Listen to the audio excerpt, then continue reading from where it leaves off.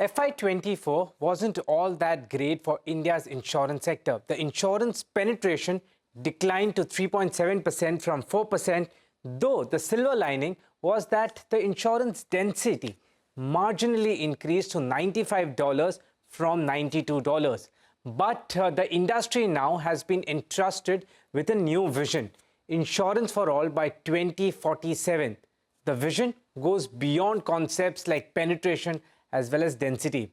A lot of steps have already been taken towards this aspiration of Insurance for All by 2047. Many more steps yet to be taken. On this Insurance Awareness Day, to discuss all the steps which have been taken and also the ones which are planned, we are joined by Mr. Anup Bagchi, Chair, FICCI Insurance Committee and MD and CEO, ICICI Prudential Life Insurance, Mr. Mayank Bathwal, Co-Chair, FICCI Insurance Committee and CEO, Aditya Birla Health Insurance, Mr. Parag Raja, Member, FICCI Insurance Committee and MD and CEO, Bharti AXA Life Insurance. Mr. Bagchi, to start this discussion with you, the life insurance sector has had a barrage of reforms in the last 1 year. Do you think these reforms have helped the industry to take insurance to policyholders in a much better way than what used to be earlier, or did we somewhere miss the diamond in search for gold? We were too occupied with all these reforms and changes, and somewhere the purpose got lost. No, I think the reforms that happened in the last few years are very progressive, very customer focused, and really building the foundation for big growth.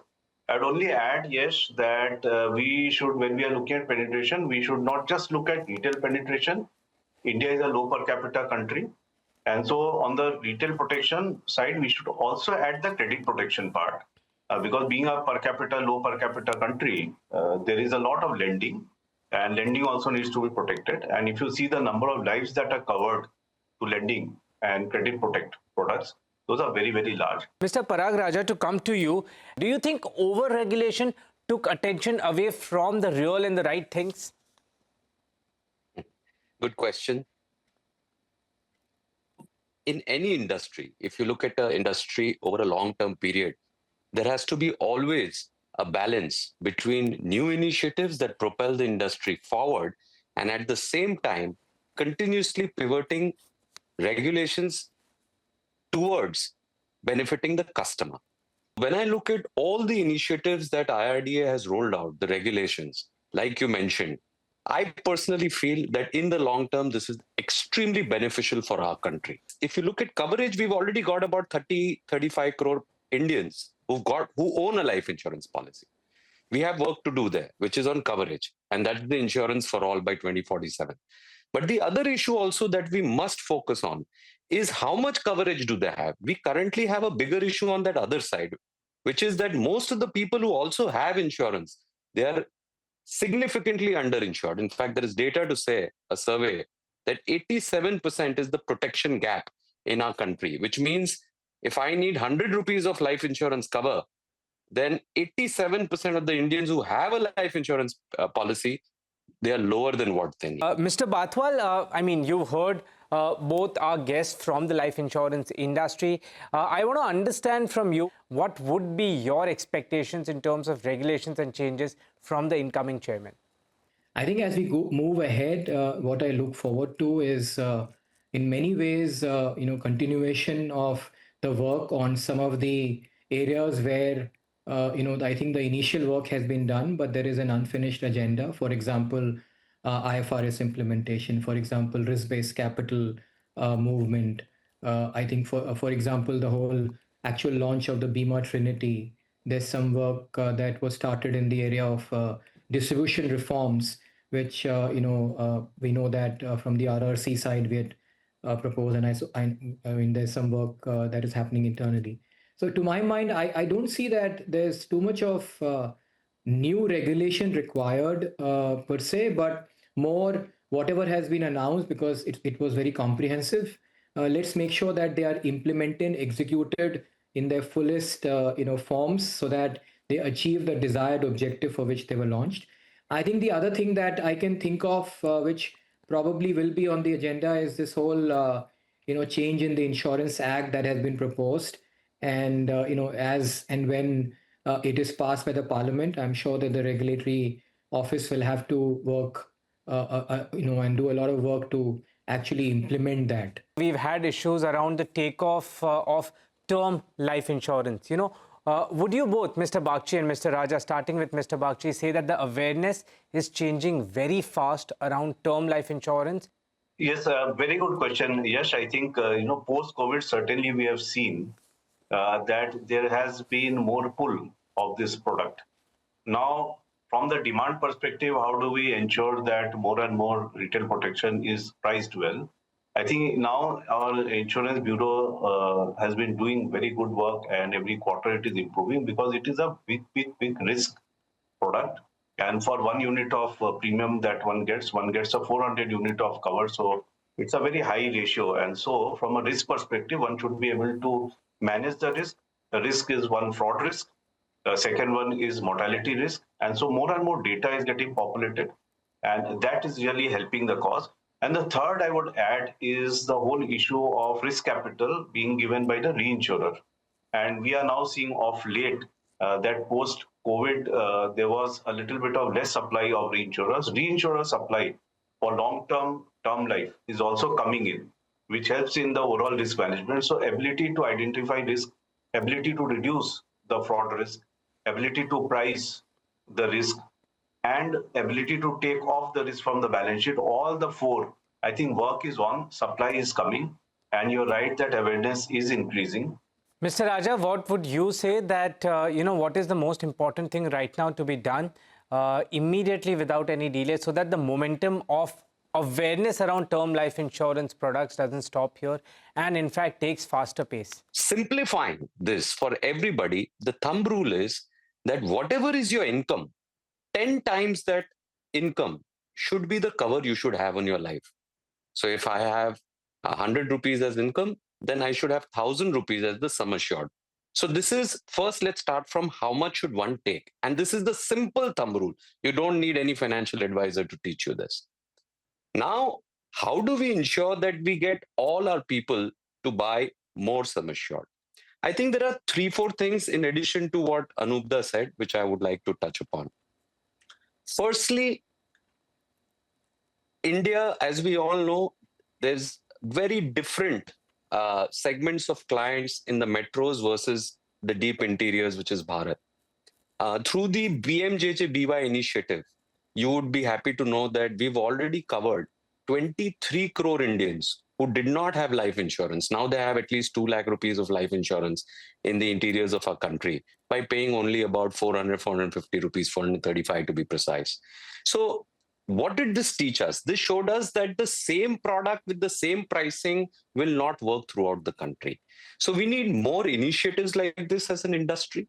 And to be able to do this, I think we will now have to tap into the ecosystems and the existing channels that already reach these deep parts of the country.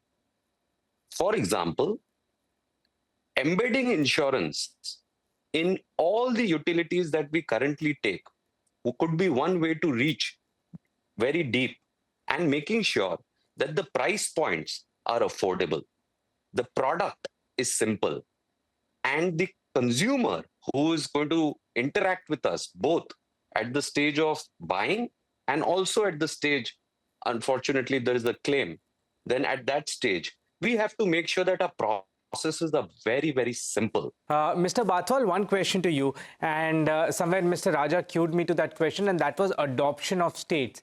As far as the health insurance side itself is concerned, how would you rate this initiative so far? It's been about a year and a half since, insurers have been working on this one. How would you rate the progress so far? And what's the road ahead? Quickly, if you could help us understand on the process of adopting states and taking insurance to that last person on the street. I would say it's mixed. In many states, there is reasonable progress, I would say. I don't think so we've reached a stage where any particular stage we have reached anywhere close to where we would want to be. But I think in some states, there is good movement. In some states, there is, I think, still a lot of work to be done. I know that towards the later part of the tenure of the previous chairman, there was discussions going on in terms of some kind of a regulatory enablement through some more, I would say, formal, process to make this, a regulation or some guideline which gives more leeway and weightage to this initiative and effort. I can tell you, just like Parag spoke about the state that his company is looking at, we have Assam, and we've made some good progress in Assam. For example, now we've got state level insurance committee, district level insurance committee, lots of conversation happening with the senior level ministry officials across different spectrums. Good progress, but I think we have to do a lot more. And clearly, once the formal regulation in whatever form is out, it will help everyone to kind of and it will create some in some sense pull also for this initiative instead of the push effort that the insurers are making so far. On that note, let's take a very short break. Once we come back, we discuss a couple of new regulations, their impact on, of course, policyholders, and the awareness campaigns which the industry, the insurance industry, is planning to undertake. How effective? What's the way forward? After this very short break.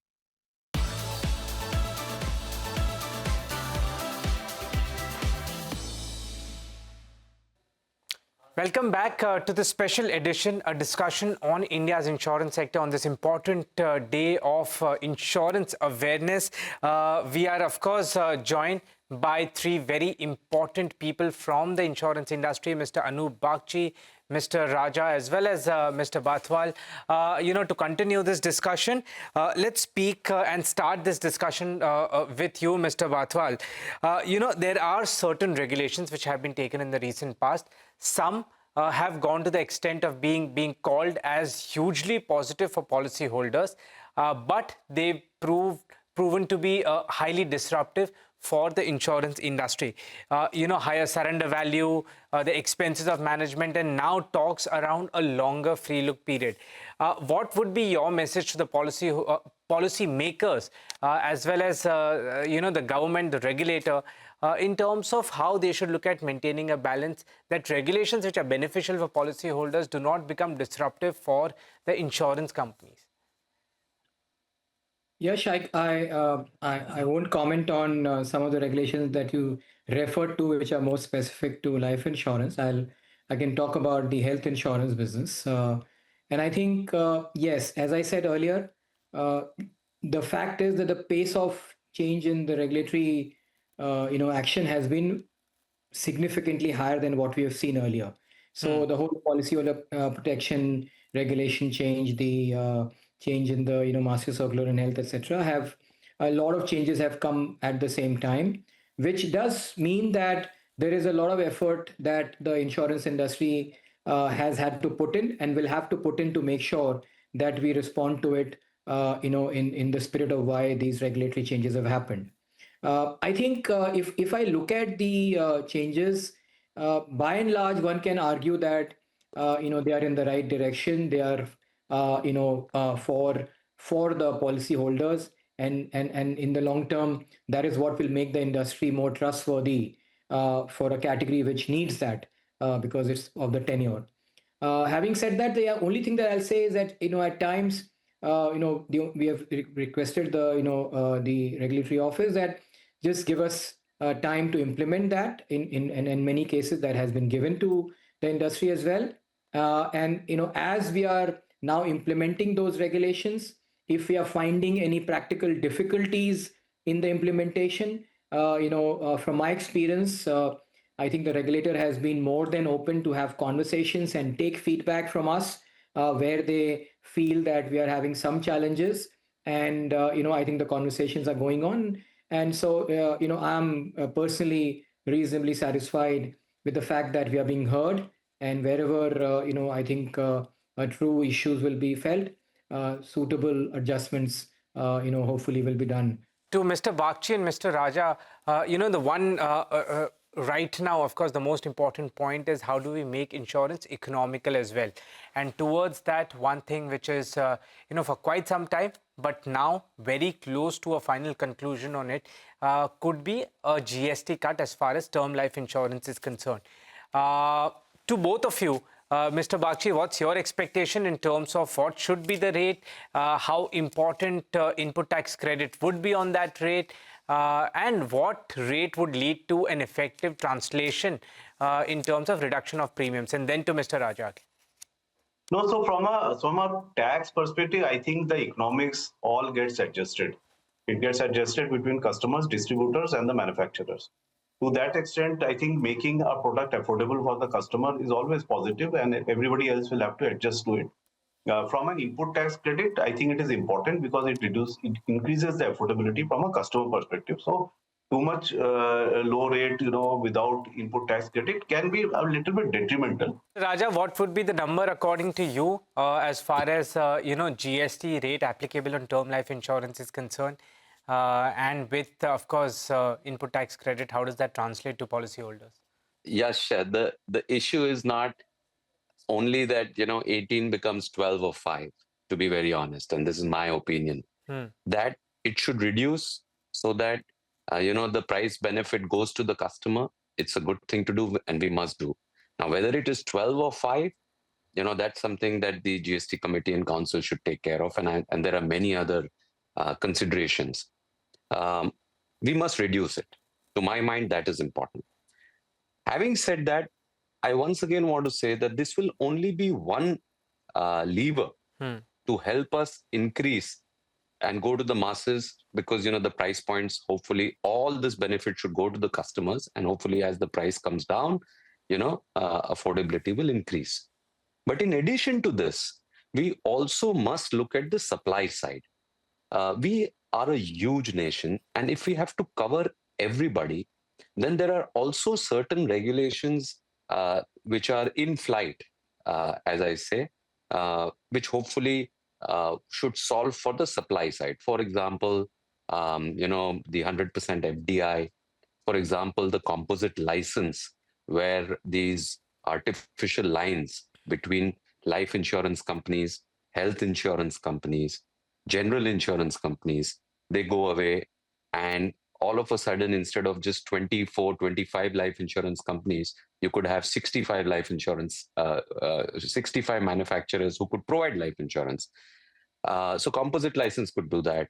Regional licenses is another discussion that has been doing the rounds, where you could get a license only for a state, or segment licenses.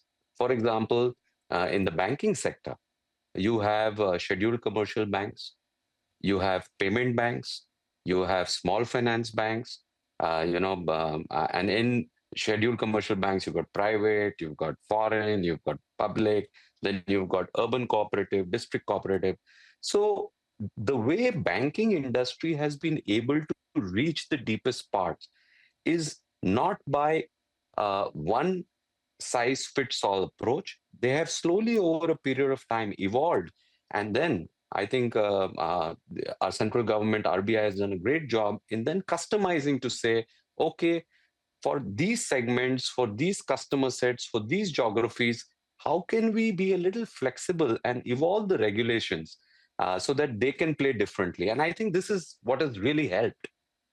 Similar has to happen on the supply side in insurance as well, which will hopefully happen with some of these regulations. The three I spoke of, once again, to summarize, the 100% FDI, composite license, and regional licenses or segmental licenses. If these come through, then along with the GST, price coming down, the GST charge coming down, which will make the product affordable, we also will get the supply side sorted out, and that will help us reach more people and more masses in our country. No, absolutely makes sense. Just a cut on insurance GST won't help. That may help the price, but of course, taking insurance to the end consumer will only be helped with these other things that are also done simultaneously.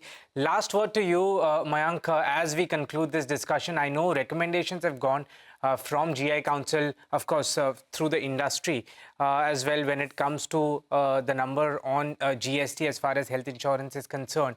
For senior citizens, for normal individuals, what is that has been recommended, and how will it help? Final word. Yeah, I think it's an important point to but one element to bring in affordability, which was a larger point, Yash. I think from a GST perspective, ideally, what the industry would want is, I would say, let's say 5% GST for segments of population where affordability is a big issue, senior citizens and the missing middle. Uh, and there, but it must come with tax credit. And for the other segment, part of the segment, which is a balance, segment, it can be 12%. So that's what our recommendation is to make it affordable. But just like what we heard Parag talk about, earlier, this is not what is only going to be the way to bring in affordability in a health insurance product. I think the big cost is also the healthcare cost, and I think we'll have to bring in some element of rationalization of that, or at least predictability of that, so that products can be priced prudently and we have more sense of what it will cost in the coming years, so that even consumers have some sense of what is it that they're going to pay. And one of the ways to do that, again, for some specific segments like senior citizens and missing middle, is to leverage the entire Ayushman Bharat infrastructure and network to do that. Well, thank you so much to all our guests, Mr. Bagchi, Mr. Raja, as well as Mr. Bathwal, for joining us today on this important day of Insurance Awareness Day.